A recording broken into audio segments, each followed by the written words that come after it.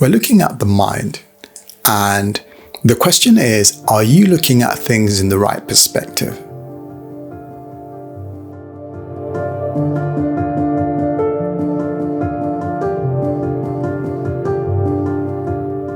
So the question I asked earlier is, are you viewing things with the right perspective? Now, why am I asking this question? I'm asking this question because your perspective or your view of circumstances will really go a long way to determining how your life turns out.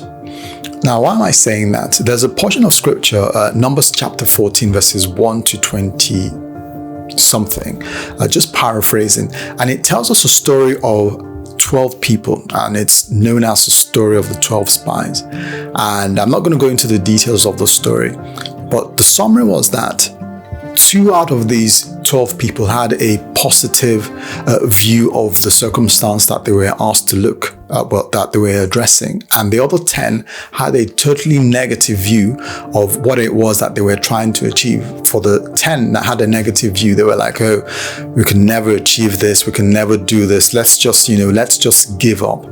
The other 2 out of the 12 had a positive perspective. It was like, look, we can do this and we can get this job done.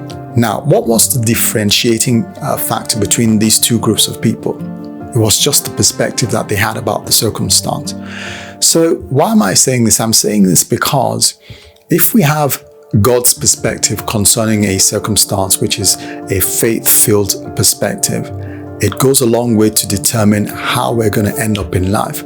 So having a faith-filled perspective, not just a natural perspective from our own view, but God's view about things, really ensures that we can have the right perspective.